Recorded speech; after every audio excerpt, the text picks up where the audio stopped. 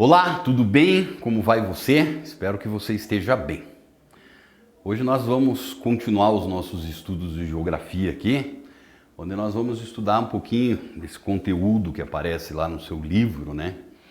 Desse segundo bimestre. Agora nós vamos falar de forma de relevos e solo. É o título do capítulo lá, tá? Da unidade. Então, basicamente nós vamos tratar mais hoje disso que são as chamadas formas de relevo aí. E nossa preocupação vai ser basicamente ver tanto as formas de relevo que elas têm, a sua presença nos continentes, mas nós não devemos nos esquecer também que nós temos algumas formas de relevo que elas são do relevo submarino, né? Até mesmo os próprios litorais, e vamos ver isso com muita calma aqui, eles apresentam formas de relevo que são formas de relevo muito específicas, correto? Então, quando nós vamos começar por essas formas de relevo continental, a gente sempre tem que ter uma coisa em mente.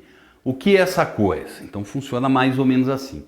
Se você sai num passeio de carro por aí, com a família, você vai perceber, né, que as diferentes paisagens, elas podem vir a apresentar diferentes formas de relevo.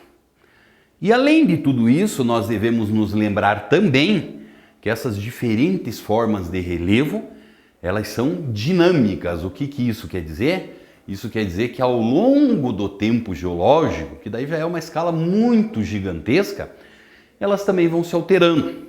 Onde nós acabamos tendo o quê? Que essas diferentes formas de relevo, basicamente, elas são fruto da ação dos agentes do relevo. Que são esses chamados agentes do relevo aí? Então a gente divide eles em dois grupos. Primeiro existe o chamado agente interno, agente endógeno do relevo. Esses agentes, eles não seriam mais, nada menos que o quê?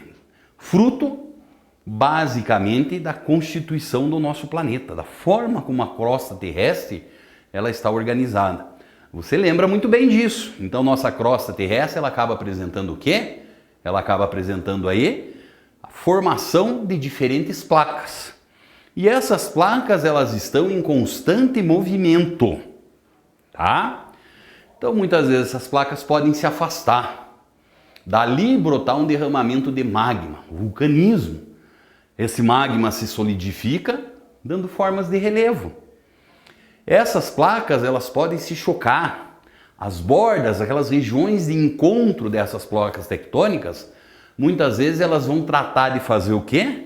Elas vão tratar de passar por processos de deformação, dando origem, por exemplo, a grandes cadeias de montanhas.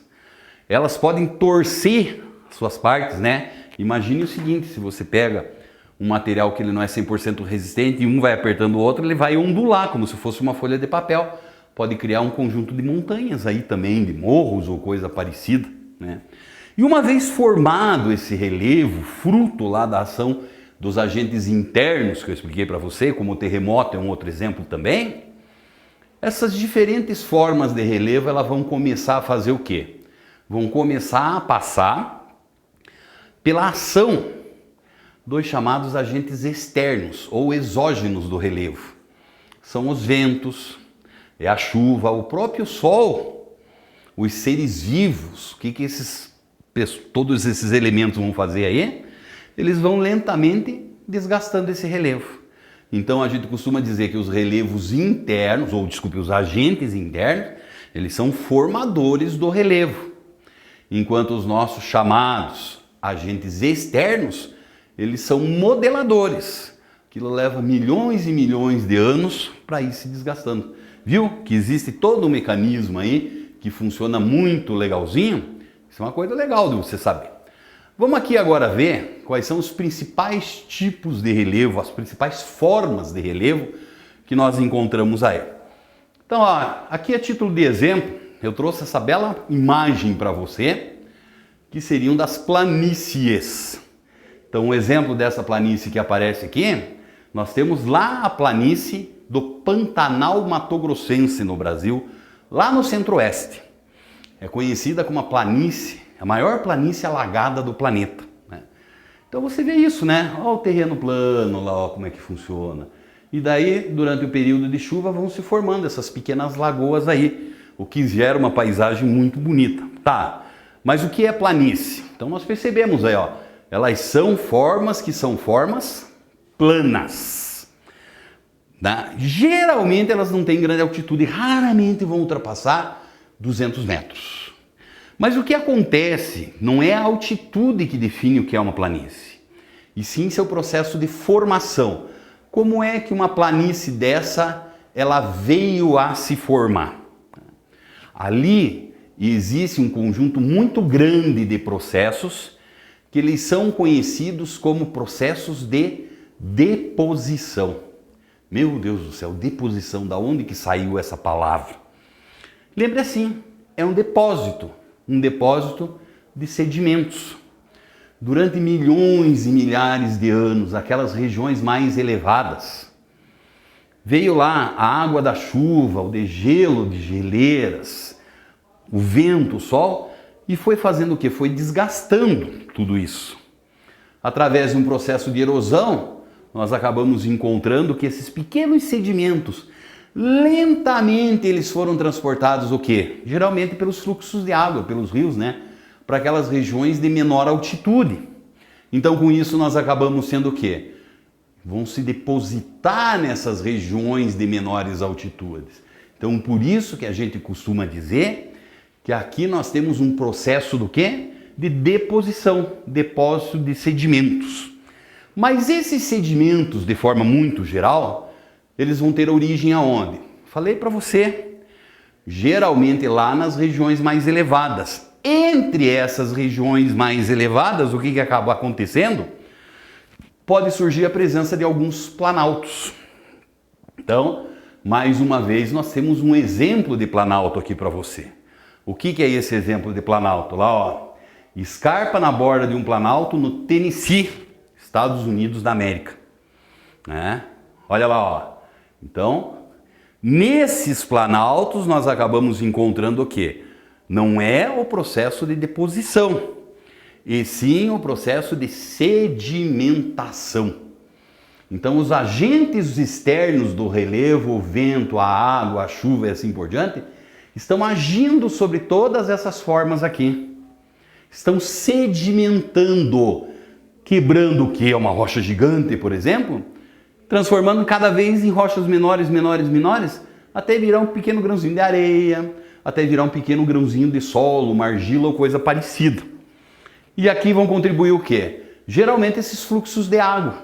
Esses fluxos de água vão fazer o quê? Vão arrastar esses sedimentos durante milhões e milhões de anos e depositar nessas planícies, também conhecida como planície sedimentar. Então, recuperando a tua ideia lá, o que é que nós encontramos?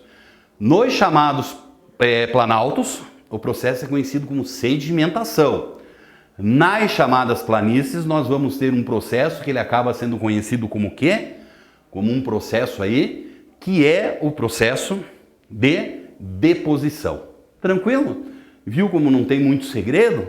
Não tomar cuidado para não fazer aí uma relação direta entre a formação desse relevo e a altitude. Não é assim mais que a gente classifica. Tudo bem? Então tá bom. Mas ainda existem aquilo que nós chamamos de vales, entre outras formas. O que seriam esses vales? Aqui nós temos mais uma imagem muito bonita para você. Vale em forma de V, na região de Val Gardena, norte da Itália, né? Então o que acontece?